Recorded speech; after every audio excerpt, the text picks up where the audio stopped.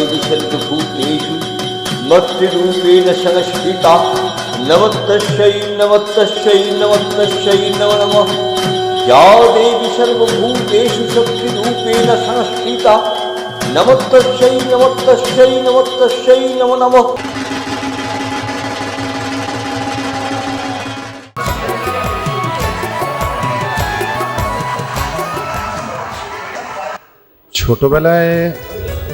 ছোটবেলার পুজো আমার একটু মামার বাড়ি কেন্দ্রিক, কারণ আমার মামার বাড়ি ছিল ভবানীপুর অঞ্চলে। তো আমরা ওই মহালয়ার দিন সকালবেলা বাড়ি বন্ধ করে আমরা সবাই সদল বলে মামার বাড়িতে গিয়ে হাজির হতাম। আমরা ফিরতাম একদম সেই কালী পুজোর আগের দিন।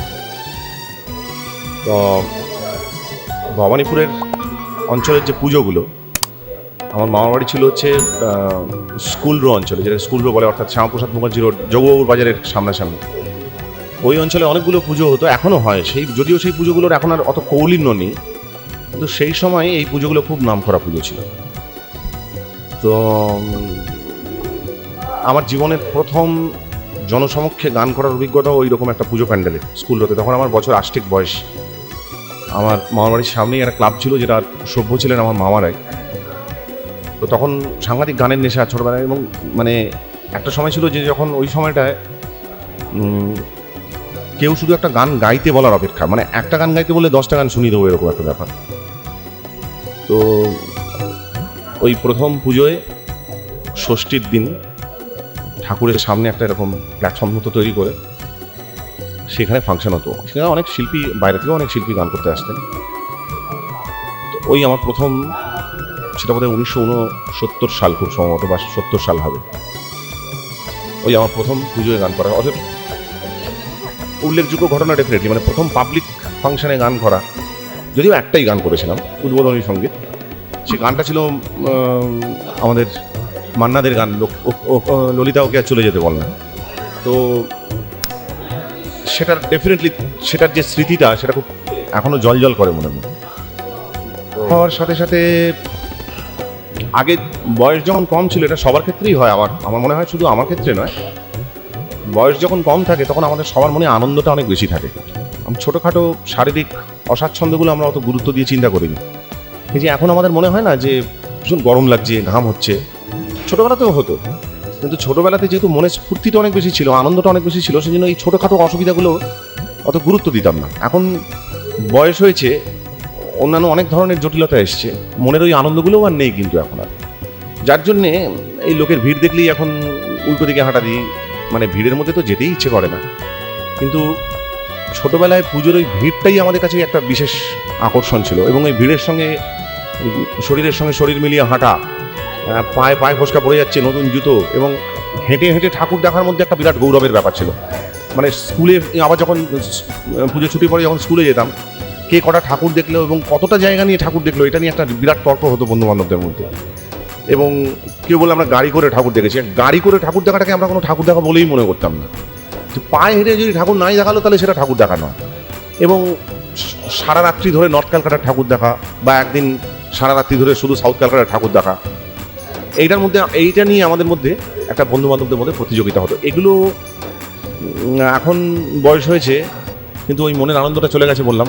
মানে এখন অন্যান্য ধরনের ঝুট ঝামেলা, হেডেক এত বেড়ে গেছে যে পুজোর সময় দিনগুলোর আনন্দটা নেওয়াটা এখন ওই বাড়িতে বসেই কাটাই বেসিক্যালি। প্রচুর বন্ধুবান্ধব যারা কর্মসূত্রে কলকাতার বাইরে থাকে, আমি বরাবরই খুব আড্ডাবাজ, কিন্তু বেশিরভাগ বন্ধুবান্ধবই আমার বাইরে চলে গেছে।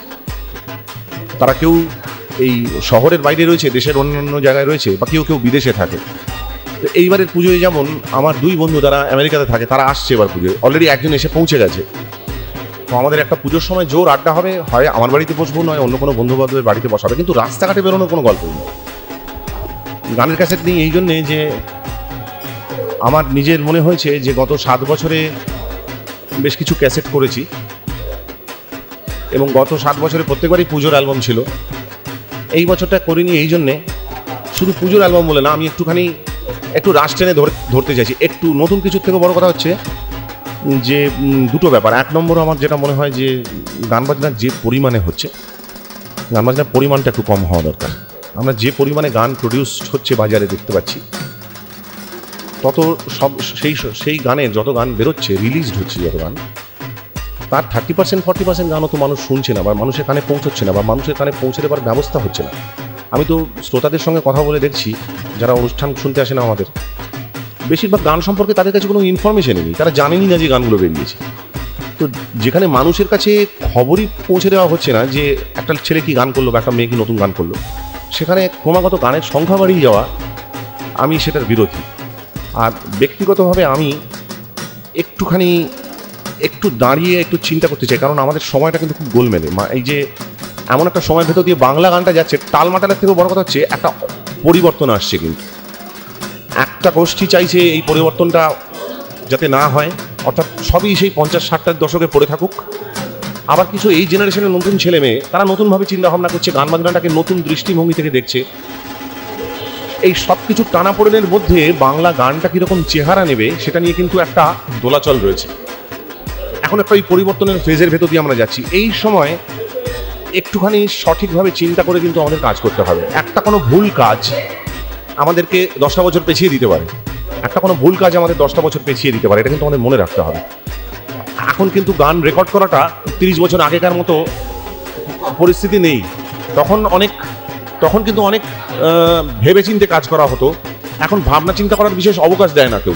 কারণ ভাবনা চিন্তা করে যদি কাজ না করি, আমার কাজের মধ্যে যদি চিন্তা ভাবনার কোনো প্রতিফলন না থাকে, তাহলে তো সেই কাজটা দাঁড়ায় না। সেই জন্য আমি একটু কম কাজ করার পক্ষপাতী, একটু ভালো কাজ করার পক্ষপাতী।